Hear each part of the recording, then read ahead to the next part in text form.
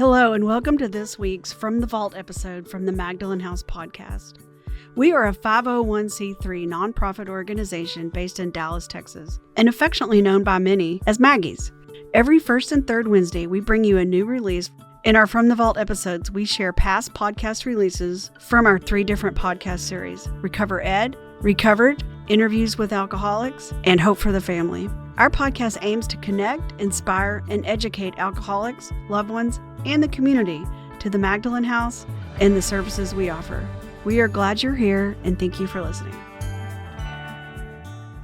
Today, we are doing our podcast series, Raw Interviews with Alcoholic Women, and that happens for us about once a week, and we do it in substitution of our regularly formatted scheduled check-ins.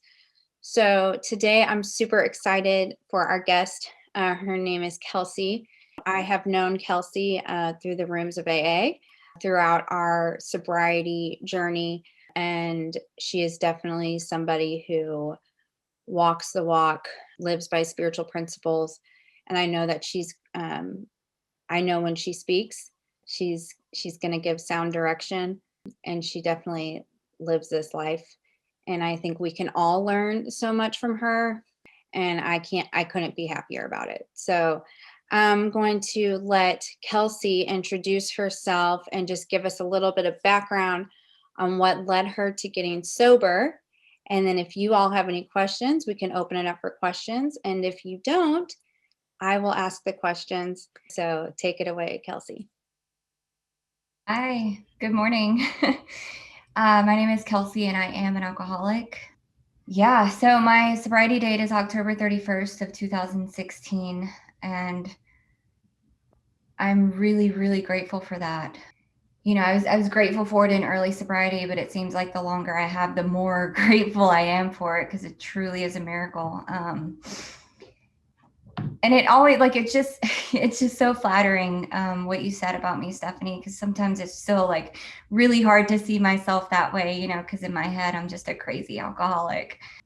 And so it's good to hear that and be reminded that that's who I get to be today because of AA, because of women like you. So also grateful for that. Yeah. So, you know, I always like to, whenever I talk with my family about the way things are today, and they're just so grateful. So grateful to have me back, you know, as part of the family. And, you know, but I always like to say I just took the long way home. You know, the biggest identifier that I am truly an alcoholic was exemplified in the very first time I drank, even though it took me about 10 years to see that. Right. So the very first time I drank alcoholically, and this might not be your story, and that's fine. Some of us, you know, progress. But with me, it was evidently and abundantly clear in the very first time I drank. You know, I was 13 years old. I was at a party that I shouldn't have been at. You know, my mom was out of town. I had snuck out. And by the end of the night, everyone else was passed out. And I was walking around this house full of passed out strangers, finishing off people's drinks, you know, and in my head, that was just totally normal. In my head, I couldn't get enough, and I didn't really, you know, I wasn't really thinking about why. I just knew that I needed more. I wanted more. It felt good. I had that sense of ease and comfort. Like I felt like for the first time in my 13 years on this earth, I could take a breath and I could relax a little. And I was okay in that moment, right? Even though it was total chaos. And I think I thrived on that too. I thrived on that chaos. And so, you know, obviously I couldn't drink that way as often as I wanted to in early adolescence and my teens and things like that. But I grew up in a really small town. And so the thing to do was field parties. And so, you know, I was always trying to find the party. I was always chasing the party. And I hung out with the older crowd because they, you know, had easier access to those things. And so I just followed the drink, you know, and I followed the party, and I went wherever the party and the people were. And so, you know, it wasn't a huge problem in my teens either. I was homeschooled for high school. And so I spent a lot of time at home on my own. I basically, like, I went through a program where they give you, like schooling packets, and you do everything on your own, and then you go take a test and you get the next packet. And so because of that, I isolated a lot. I was a very angry, angsty teen. I would sit in my room and listen to very angry music. And but when I could drink, I was drinking, and when I was drinking, I felt like everything in the world made sense at first. In my experience in the early days of my drinking, the party was fun, and it was crazy, and it was exciting, and that's just where I wanted to be. When I drank, I felt like people could see me. I felt like people liked me. I was attractive to guys, and I could talk to people without, stumbling over my words. And so that's just what I chased. And so I ended up graduating high school early. There was a lot going on with my family. My parents divorced after almost 20 years together, and it was messy. And I have 3 older brothers, but at this point they had all grown up and basically moved out. And so I felt really alone. And I felt like, at that point, drinking turned into a necessary escape for me. But it was really hard to drink being in the middle of my parents' divorce, and I wasn't old enough to move out and be on my own. So I ended up moving in with my grandparents because my relationship with my mother was really, really tense, really anger fueled. We had a lot of resentment against each other, and it just wasn't a good living situation. And so I manipulated my way into moving in with my grandparents. And while I was there, I couldn't drink. They didn't have liquor in the house. I think my grandpa might have kept like a 6-pack of beer in the fridge, but would have been obvious if I took that. And so I would make up excuses to go back to my hometown and stay with friends. And when I did that, I would drink the way I wanted to drink, and it was just really messy. And that's kind of when people started telling me, hey, you go pretty hard when you drink. And, even at that point in my life, I really just thought, like, it's just a party. Like, we're just having fun, like, don't worry about it. And so, after that, I went to college, and, Bill Wilson talks about it in the book about how he had arrived, and that was college for me. When I got to college, I could do what I wanted to do. I could hang out with who I wanted to hang out with. I went to college away from my hometown. And so I got to start over, to reinvent myself. And I was looking for that clean slate. But I knew that it was going to involve drinking. And so that's what I did. I became your typical like college party girl. I was at all the frat parties. I was at all the clubs. I was at all the bars. And I really didn't see a problem with that. I excelled in high school. I was very self-disciplined. And when it came to college, drinking started to be more important. I had no accountability. And somehow, I don't know how, but somehow I did graduate. I don't remember my graduation because I was so, I was in a blackout the night before. And I have no recollection of walking the stage. I have pictures, but I don't remember it. And I don't even know how I graduated. I'm pretty sure a professor like gave me a break because he felt sorry for me. But after I graduated, it was on. I didn't have any obligations to continue school. I went to college because my dad said that's what he wanted me to do. And I love my dad, and I wanted to make him happy, but I also wanted to drink.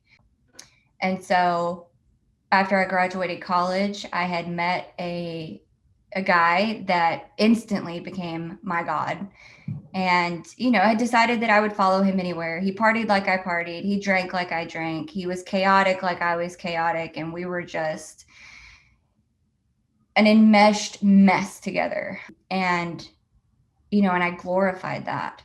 And so that's how I ended up in Dallas. He had family here, and he wanted to be back here. And I found out later on that he was actually, chasing his own oblivion with his own issues with addiction and things like that. So it was a very messy, chaotic relationship. But I ended up in Dallas doing that, and I drank like I drank, and I got involved with outside issues, and that just kind of intensified everything.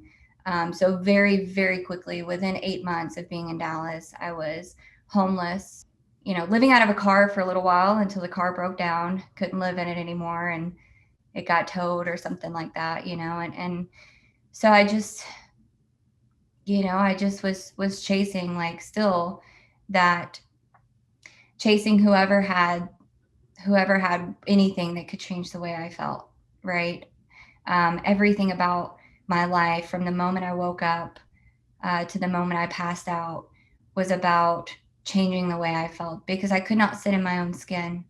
I was so miserable in my own head, in my own skin, in my own life, right? And nothing made it okay. And at this point, the drink stopped working. I was just doing it out of necessity. I just kept drinking because I just kept hoping that, like, maybe this time it'll work. Maybe this time I'll have that sense of ease and comfort again.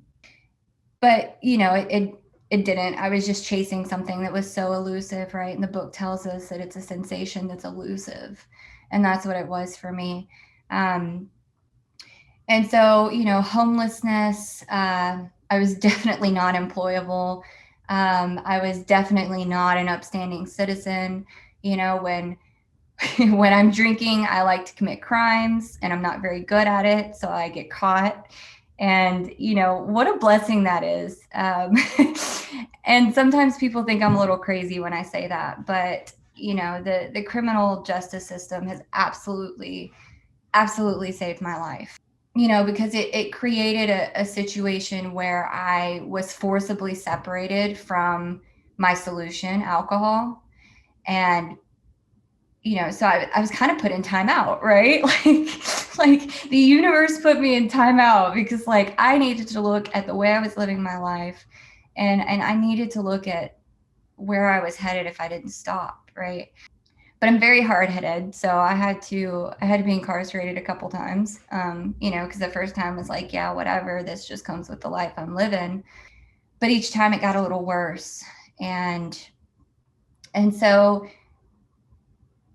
finally, thankfully, I got some felony charges, not alcohol related, but part of my story nonetheless, and I'm very grateful for. And so the judge gave me an opportunity to go to treatment. And 6 months in treatment sounded a lot better than several years in prison. So I took it.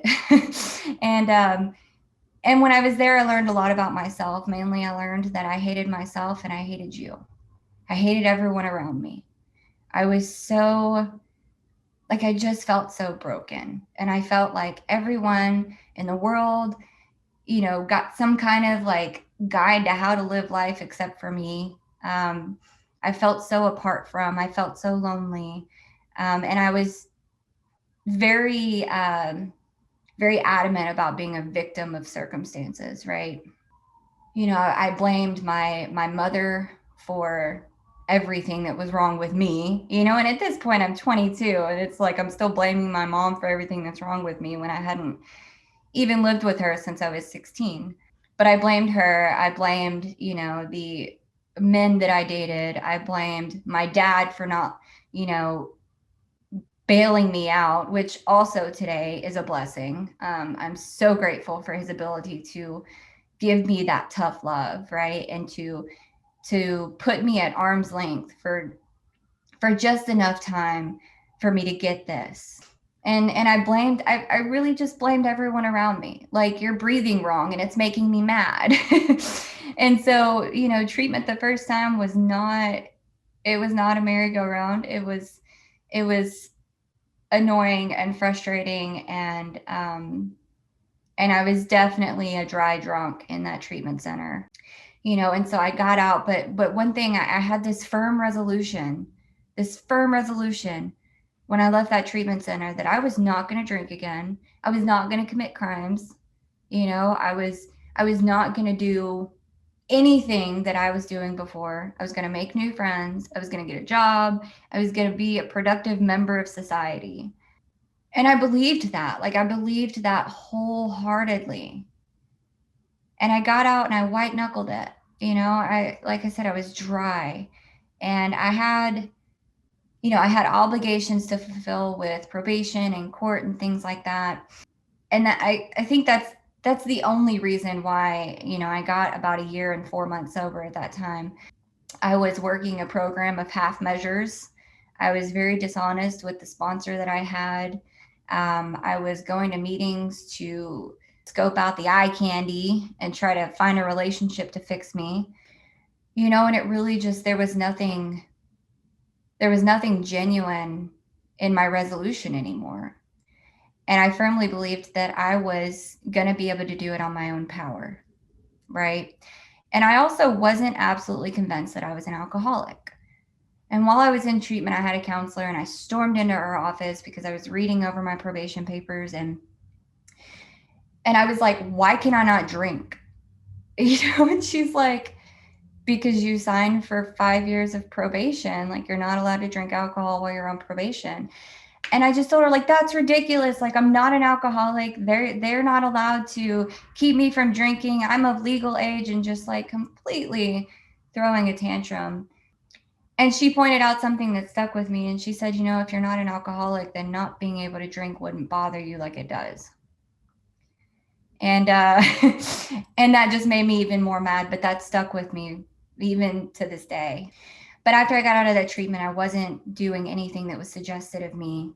And so after a few months, I found myself in a situation where I was without defense against it. And so I relapsed. And, nothing about that relapse was the outside consequences were not that bad. I still had a place to live. I still had a job. I was still maintaining contact with my family, even though it was all dishonest. But on the outside, it looked like I was still pretty put together. But on the inside, I was so broken. And I just felt like this shell of a person trying to find anything to fill that hole in me. And so I got to a really desperate, really dark place. And once again, God put it on the heart of a judge to give me another chance. And so my dishonesty is what got me locked up again. And then I was able to practice the spiritual principle of step 1, and I got honest about my relapse. And so through that, I went back to treatment, and at this point, I was absolutely convinced that I had a problem. And I was also convinced that I couldn't do it on my own.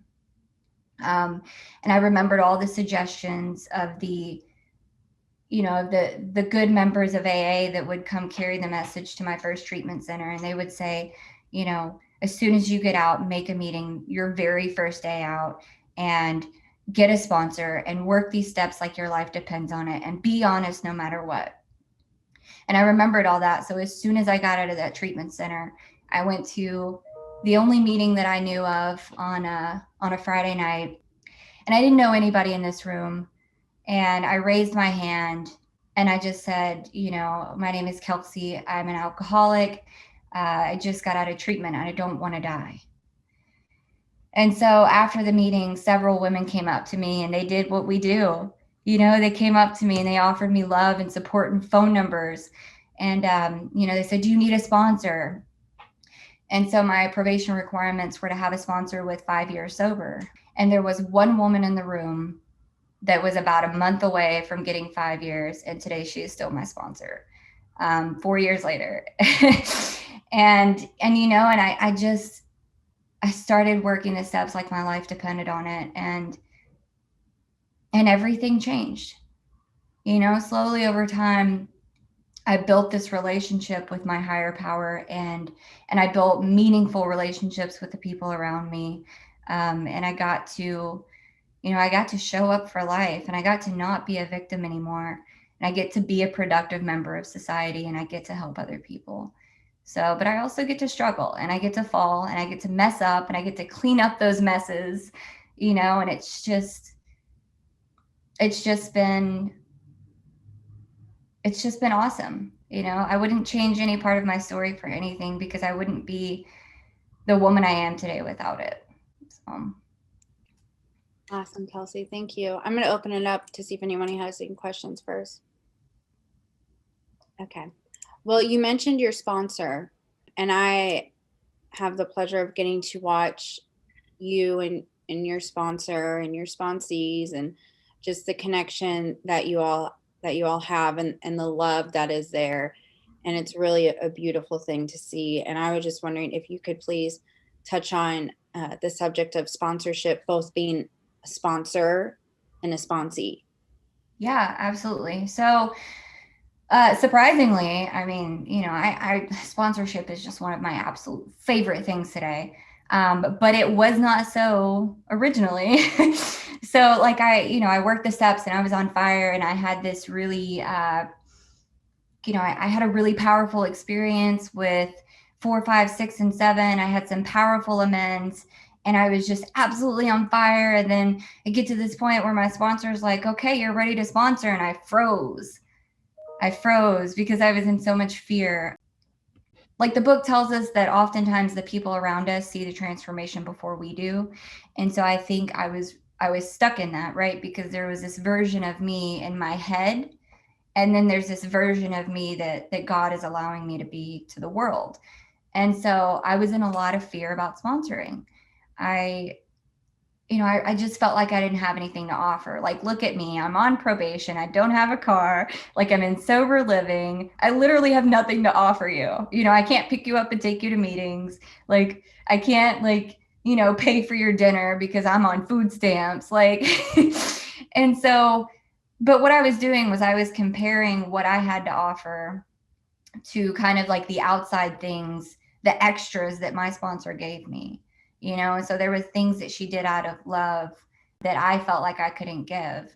And so finally working through that, I had dug my heels in with sponsorship, and, like the good sponsor she is, she started pushing. She's like, why are you reluctant to do this? And I just told her, I'm afraid I don't have anything to offer.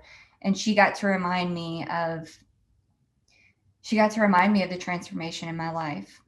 She pointed out different areas and different spiritual principles that I was living by. And it was a really solid reminder that, I might be riding the bus and on food stamps and on probation and, sober living and all of those things. But at this point, I had just over a year sober. She was like, you've had a spiritual experience, and if you don't give it away, then you're going to lose that. And so I was like, oh, okay. And so actually with my very first sponsee, she was someone that I had worked with for a short amount of time. And I had found out through my husband, my now husband, he was my boyfriend then, but I found out through him that she was having a really hard time. So I literally picked up the phone and I called her and I'm like, hey, I heard you need a sponsor, so I'm going to be your sponsor now. And she was like, okay, cool. And I don't know if that's like the proper way to do it, but what I do know is she desperately needed a sponsor and I desperately needed a sponsee. And so, God was all in that, because on my own power, I never would have been able to pick up the phone and do that, and that also, that's kind of like how my sponsor is. Like, I love my sponsor so much, and I'm definitely not a model sponsee. In my sobriety, there have been times, mostly after the first 2 years, I think my first 2 years, I was desperately working my program because I was absolutely convinced that my life depended on it. And then after some time, I get the things and I get off probation, I get a better job and I have more money and I get off food stamps and I'm doing good and I'm making a life for myself, and my ego feeds off that, right? And so there have been times as a sponsee where my ego is so in the way and my sponsor has to help me see what I can't see, right? It's so important for me to be transparent with her. But there have been times where, I was, as she likes to say, you sponsoring yourself? And I love those gentle reminders. because I know she's always coming from a place of love. But, you know, ever since my very first sponsee, then I took on, you know, some more, and I took on some more. And, you know, the first time I listened to a fifth step, that was a really powerful moment for me, because it was the first time in my life where all of my experience, all of my past, all of my pain was given purpose in that moment, because I could sit knee to knee with another woman and say, I've been there. I've felt that shame. I've felt that darkness. I've been in that situation. Like, we literally had really similar experiences with a really traumatic situation. And we got to, you know, we got to share in that for a minute. And I got to say, you know, this is how I've healed from that. And so it's just always really, really cool when I get to listen to a fifth step and I get to give my pain purpose. I love that so much. So. Love it. Thank you. You mentioned that you had some powerful experiences with 4, 5, 6, and 7. Mm-hmm. A lot right there, right? Yeah. I would love to hear about that. Yeah. The first time I got sober, you know, step 4 was, God, it was just not something that I was really willing to do. And that's why I say I was working a program of half measures. I wasn't being fully honest or transparent on that 4th step. I held on to a lot.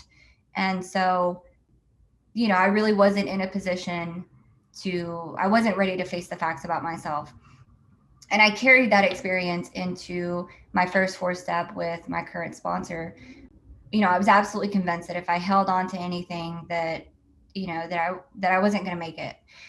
And so I didn't hold on to anything, but I definitely procrastinated a lot. And so it was this giant sense of accomplishment when I finally got through it. And I went into my 5th step absolutely convinced that while she's listening to this, her jaw is going to drop, her eyes are going to get wide, she's going to judge me, and she's going to kick me out of her house, right? I just thought that the things that she was about to listen to were not going to be easy to hear. You know, come to find out, she just sat there and nodded and was like, yeah, I've done that. You know, oh yeah, did that too. And she would share these like crazy experiences with me, you know, and so it really solidified my connection to her, and it deepened our relationship, and it deepened that trust that I have for her. Like, if she was as hopeless and crazy, insane as I was, and she's sitting here before me with a solution, and, you know, and just, she's got so much peace about her. And that's what I want, you know? And so it gave me hope. 6 and 7 was really powerful for me, because it was the first time in my sobriety where I actually felt connected to a power greater than myself, right? So I went home and I had my list of defects, and I was instructed to, on the opposite side of the paper, to write the assets, right? So the asset for the defect of dishonesty would be honesty. So all the defects are everything that I'm coming in with, and all the assets is everything that I want to strive to be, right? And I sat there and I did the 7-step prayer for each defect. And then I asked God to, you know, give me those assets, not for selfish reasons, but so that I can go out from here and help someone else, right? Grant me strength to do your bidding as I go out from here. And so I don't know why it happened the way it happened, but sitting there in that hour, like, I'd put on like some, you know, chill piano music in the background. and I just felt, for the very first time in my life, I felt like I could breathe. I felt like I had this sense of peace and this sense of ease and comfort without drinking, you know. And also in my 6 and 7, when I looked back at it, several months later, I realized that was kind of around the time where my obsession had been removed. And that was huge. That was so huge for me, you know, because even though I was sober and I was going through this work, I can't tell you how many times I called my sponsor, just, you know, obsessing and just kind of freaking out about, like, man, I don't want to sit in my head right now. Like, what do I do? You know, and she always gave the good direction of like, pick up the phone and call somebody else, go home and see if you can do somebody else's chore, like, go do something for someone else. Right. And, because my obsession has been removed, that does not mean that I don't still do those things, because I do still do those things, because I do still get wrapped up in my head. But my obsession to drink or change the way I feel is not there anymore. So that was really powerful, really, really, because it's something that I never thought would happen. I kind of just had this assumption that I was going to spend the rest of my life dry and just always trying to fight it, because I had heard in meetings of another fellowship that, like, you're always going to be fighting it. It's always going to be in the back of your mind. It's always going to be a struggle. And that was like really depressing. So, when I started working with my sponsor and she told me, you don't ever have to drink again if you don't want to, that was really like, that was something that I held on to. And so when it started coming true in my life, I almost couldn't believe it. And it was just a really cool experience. Okay. Well, I know yesterday, whenever we were talking about, our experience sponsoring and what we have a lot of energy around. And one of the things that we both have a lot of energy around is sex conduct, right? And the big book talks about that. And the other one that you talked about and I talked about is dishonesty and honesty. So I would just love for you to share why those two things are important, and your experience around both of those. I know they're two things, but they're just two important things that we talked about. So yeah, no, and they go hand in hand a lot. Yeah. So the thing with the sex conduct and when we were talking yesterday, like, this is one of those things, like, sex conduct is something that I do have a lot of energy around.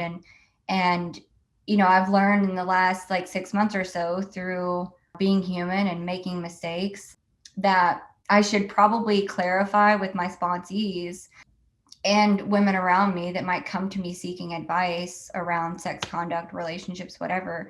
Like, I should probably share with them why I have so much energy around it. So basically it boils down to my first time getting sober. And well, I mean, way back before, like, I have been in a relationship since I was 12 years old. Right. And the only thing that's changed is who the person is. So I was the kind of girl, like, I got in this first relationship because I needed validation. I needed to be seen. I needed approval. And I felt like this guy gave me all of that. And I'm pretty sure it was a lot of delusion on my part. We were definitely not a match made in heaven. And it was a very rocky 5-6 year relationship. We were on again, off again. I would cheat on him. He would take me back and all of this stuff. And then got out of the relationship. Like, I literally broke up with him while there was another guy in my bed. So, and that's how I showed up in relationships. That's how my sex conduct was. I always had someone or several someones. And so, I told myself that I was not going to carry that into my sobriety the first time. I had the guy that I mentioned earlier, who was my God. Everyone around me was saying, like, you need to break it off with him. You need to leave him alone. Like, he's also sick. He needs to work on himself. You do you. And, I think a lot of women come into the program with some pretty like negative relationship experiences. I don't know, maybe it's just me, but I don't think so. And so I really wanted to hang on to him. And at that point, I wasn't really looking at him like he was my God. It took me, a couple years to see that, like years after I actually worked this program and did focus on my sobriety. But, that first time I got sober and I told myself I was going to do better. I wasn't going to drink. I had that firm resolution. The very first indicator that I was on my way out was my sex conduct. I made friends with guys that were, in the same like court program that I was in, which is a no-no. And so, I was hanging out with them and it was just, I was really promiscuous and it felt really shameful. right? And so, and obviously, like, I wasn't talking to my sponsor about it. Like, I wasn't really talking to her about anything, but it just felt really shameful. It felt really dishonest. But at the same time, it was allowing me to use, like, I was using that to change the way I felt, right? And so sex is just one of those things that I can use, just like alcohol, to change the way I feel. And so, yeah, I do have a lot of energy around it, because in my experience, that's one of the first things that kind of lets me know, like, hey, you need to redirect. Like, you're acting out in this area and you're being dishonest about it. And something that my current sponsor told me when we first started working together is, like, if you feel like you need to lie about it, then you shouldn't be doing it. Right.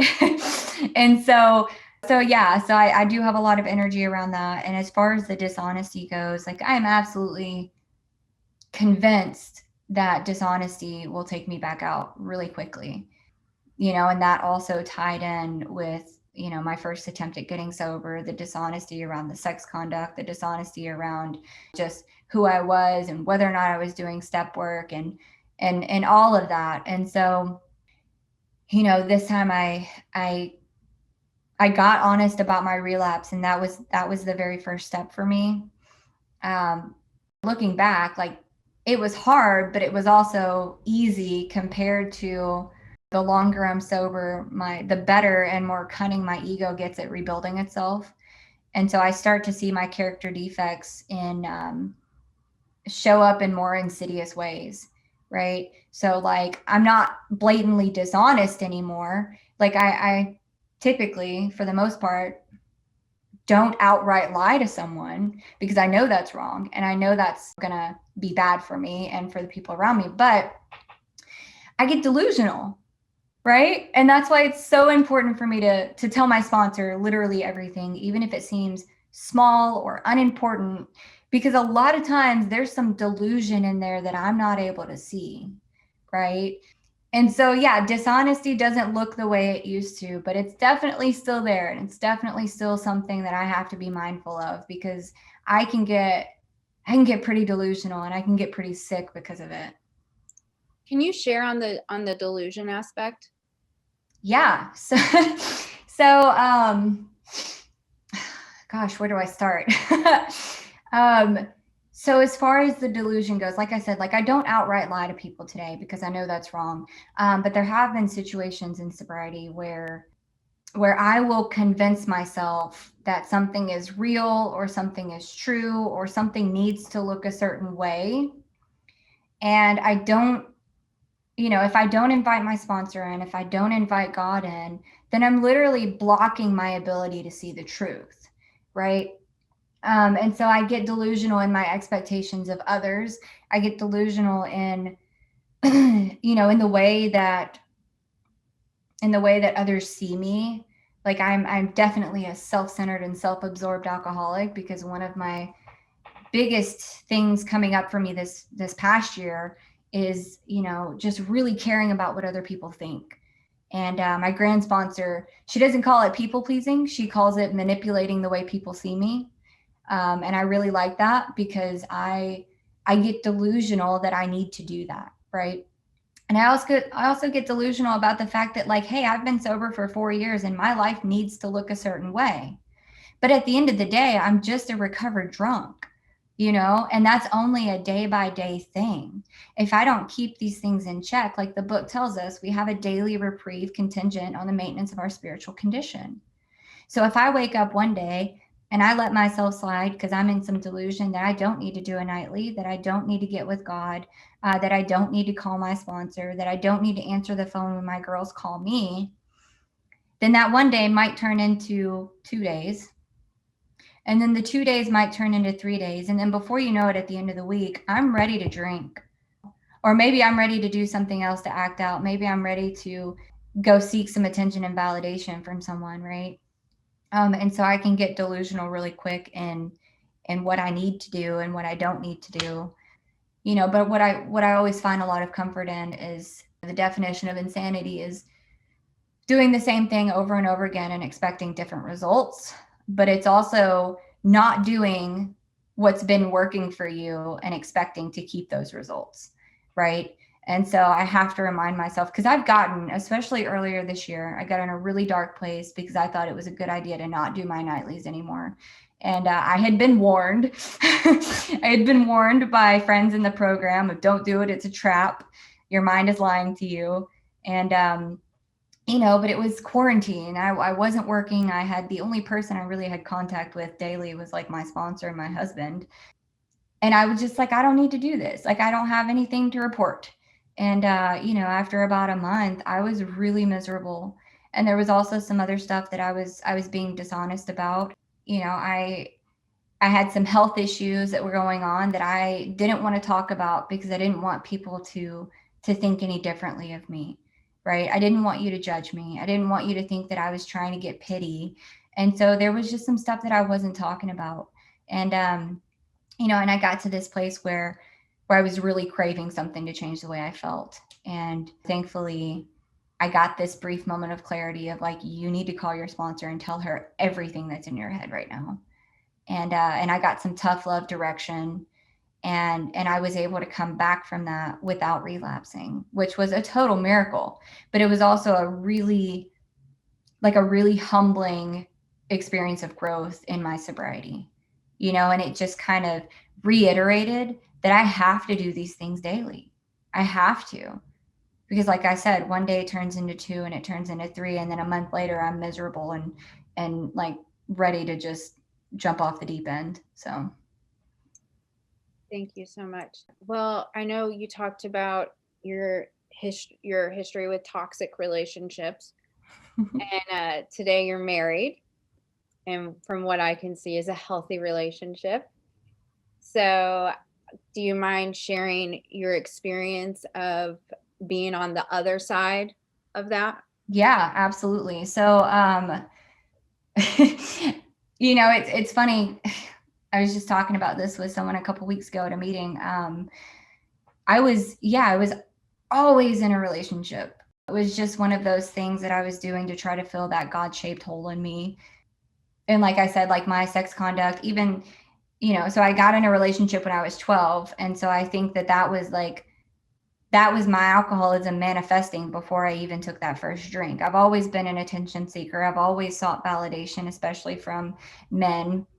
And it's just always been a factor. And so I knew when I got sober this time that I needed to learn how to live without a relationship. And that was really important to me. But at the same time, I'm fighting these defects of attention and validation seeking, right? And so I was working my steps and I was doing my step work. But, I mentioned that I got really distracted and procrastinated in my 4th step because I would find myself working on it. And then, my phone goes off because this guy has found me on Facebook again. And it's just like, ooh, attention. And so one thing that I did that was not me, that was actually God, is like, I told my sponsor about all of that, which is not something that I would have ever done before. And so, she's like, okay, well, you need to like get off Facebook, or you need to like filter who's able to contact you and things like that. And so we worked through, methods of like limiting that happening. But, I finally got to a point where I was just tired of the distractions and the energy that I was putting into, these entertained relationships with guys around me. And they were all sober. But my very first sponsor told me just because they're sober doesn't mean they're safe, right? And that stuck with me. That really stuck with me. And so I finally got to this point where I was like, you know what, God, like I am ready and totally willing to just focus on my program, to just focus on what is expected of me from my sober living, my probation officer, and all of that. Like, I'm just going to do me. And I got a lot of freedom in that. And so I got on the other side of my 5th step. I was on working on my amends, and I got this job at a call center. And my first day there, and I was on food stamps, and there's really nothing to eat there. And so I'm just sitting outside over lunch break, and cute guy walks by, and he's like, hey, are you not going to go eat? And I was just like, unless Jack in the Box is going to take food stamps, I'm going to sit right here. And he was just like, come on, I'll buy you lunch. And so we went over there and he bought me lunch, and we got to talking about our stories, about ourselves. And I was like, yeah, I'm in AA, and I'm, I really want this time. And he was like, oh, I'm in AA too. And so come to find out, our stories are very similar. We both have experience with the criminal justice system and things like that. I got sober on October 31st, 2016, and he got sober on November 1st, 2016. And I always throw that one day in his face, just in a joking, loving manner. But, we became fast friends really quickly. And he was a stand-up guy, which baffled me. He was very, very transparent about who he was. And it was just so crazy to me. It's just so crazy to me because I never expected that a man like that existed. And I'm glad he'll probably never hear this because it would feed his ego too much. But, we just became really good friends. And I told my sponsor about him after probably like the first or second week. I was like, hey, there's this guy that I'm working with and he's really amazing. And I don't really know how to act, and I didn't want to show up the same way with him that I showed up with everyone else because he was really important to me. And so he would, at this point he was staying at a halfway house, and he would ride the bus with me to the train station, and we would go to my stop, and then we'd sit there and we would just talk, and we would get to know each other slowly. And then he would catch the train and get back to his halfway house and walk in with 5 minutes to spare before curfew. And so we did that Monday through Friday. And it was a really safe and kind of controlled way to get to know somebody without diving too far in too quickly. And I had never taken a relationship slowly. I was the kind of girl that would meet somebody at the bar and then move in with them that night, or have them move in with me, or like, yeah, you can come live in my car with me. That's cool. So it was just, everything about it was different. And I was, very transparent with my sponsor about everything. I freaked out when he said he loved me because I was terrified, and I didn't say it back for about 2 weeks because I didn't know, I just didn't know. I didn't know how to be in a relationship. I wasn't sure if I knew really how to love someone properly. And, apparently the steps work for that. The spiritual principles allow me to show up today and be a wife, and to be a best friend to him. That's the most amazing thing about our relationship, is he is absolutely my best friend. And it's really beneficial that he works a program as well, because we can come to each other from a standpoint of accountability, of love, of open communication. He's very understanding that my alcoholism is a little more insane than his. And so he gives me a lot of grace when I'm being crazy, but it's just really good. We have a really healthy relationship. And, and there have been times, not very often, people think I'm crazy when I tell them that we don't fight. There are things that we don't see eye to eye on, but we're able to have civil conversations about things. And it's just like, okay, I don't agree with you, and here's why. And then he's like, okay, well, here's why I don't agree with you. And we're just like, okay, that makes sense, and we're open-minded enough to have those conversations, which is something I've never had before. And so it's just been really good and baffling sometimes, Yeah, it's so good. I want to ask you another question before I ask the wrap-up question. And so I know if some of the ladies have to jump off, that's totally fine. But I do think it's important that we talk about this one last thing. I know that one of the other things we talked about, and that I know you have had to face, is challenges and trials of life. And I was just talking to, I think, the Sunday group about this, that if you're going to stay sober, especially for a lifetime, you're going to have trials. The big book talks about it. There's certain trials and low spots ahead. Mm-hmm. And I know that you and your husband have faced challenges in your marriage and just the challenges of life. And so I would just love it if you would talk on those things. Yeah, absolutely. So I think, like biggest challenging thing that I went through in sobriety with just me was my, when I was in treatment this time, I had a phone call with my dad, and he was scared to tell me that he had been diagnosed with cancer. And, and he was scared to tell me because he thought that I would use it as a reason to drink, because that's how I showed up, right? When my grandmother had cancer before, like I used that as a reason to disconnect from the family and go do what I wanted to do because it was so painful and all of that. But I knew that I was different because in that moment I made the decision that, I just kind of said, like, why would I go drink when my dad needs me right now? So that was a really big thing. And I love my dad so much. And he just kept telling me, like, you do you work on yourself. God's got me. And so it was just really cool to see him, personifying like that faith. But it was really cool that I got to, I made it a point to have current contact with my dad and be there and support him and check on him, even though my family is in Tennessee, and it was such an amazing opportunity to, to just simply pick up the phone and call him, because that's all he wanted. I was the kind of drunk that would disappear for months and months and months. My family would not know where I was. And my dad shared with me that there were times he thought about coming to Dallas and trying to find me, and he was always terrified that he was going to get that phone call that I was dead. And so, through the amends process, I think the best amends that I get to make is just simply that weekly phone call with my dad, because I don't get to rob him of his peace of mind anymore, and I don't have to. So, but that was definitely, a challenge. I've never dealt with, sickness or death sober. And so it was a really hard time. There was a lot of fear, and fear inventory written. And I think the most beneficial tool during that time was the direction to put my dad's name in the third step prayer, and my sponsor just assured me that God can take better care of our loved ones than we can.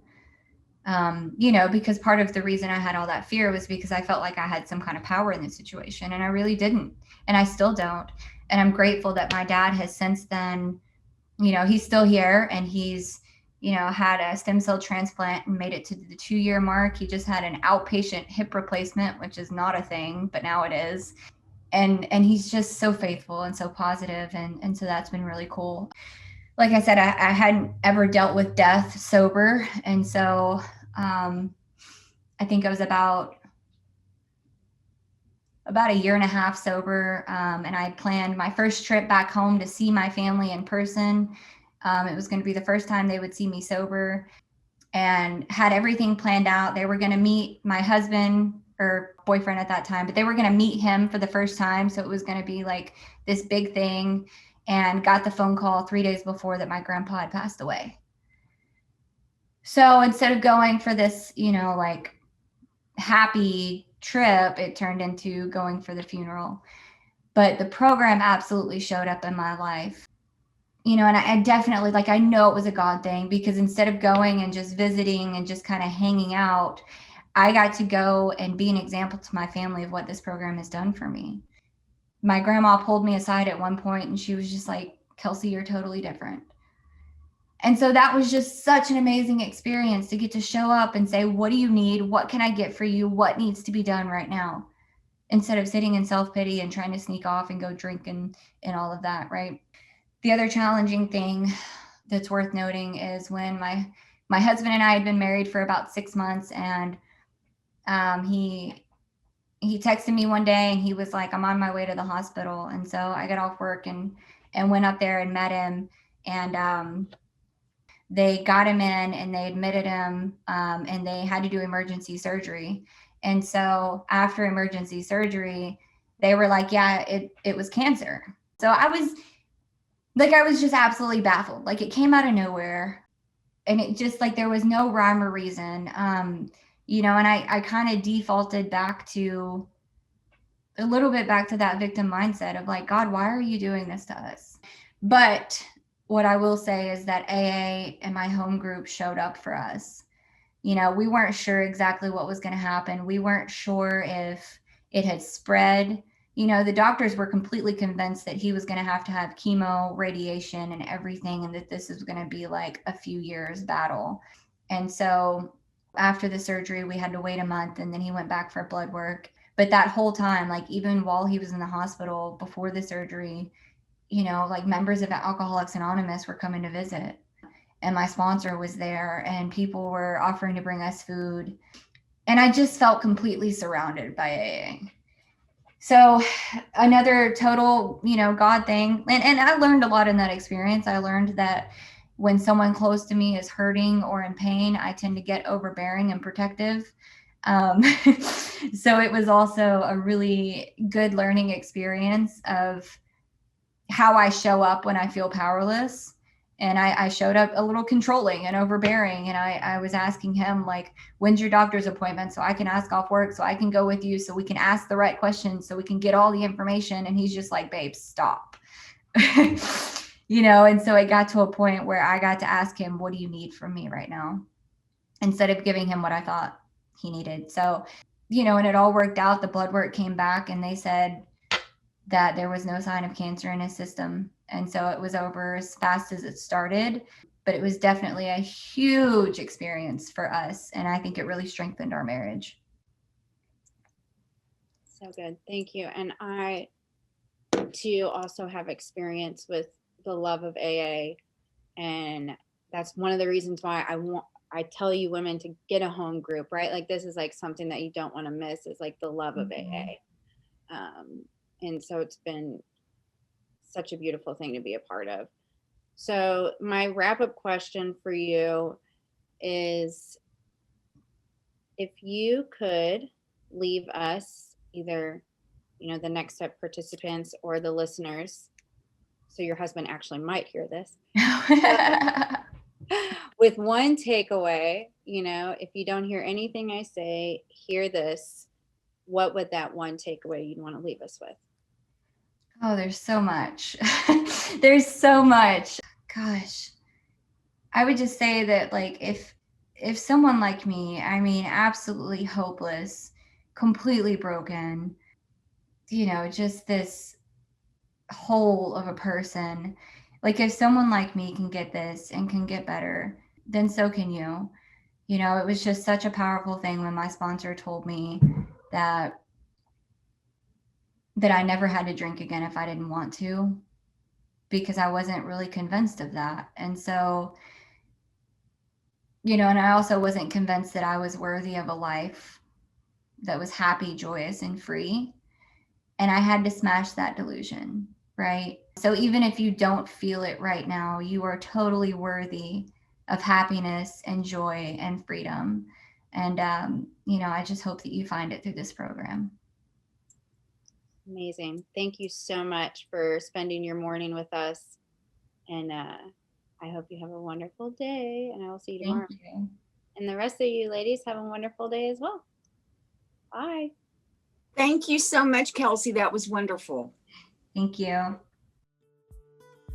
We hope you've enjoyed this From the Vault re-release of the Magdalen House podcast. Tune in every first and third Wednesday for a new release from one of our 3 podcast series. To learn more about the Magdalen House and the services that we offer, visit magdalenhouse.org or follow us on your favorite social media channel by searching for the Magdalen House.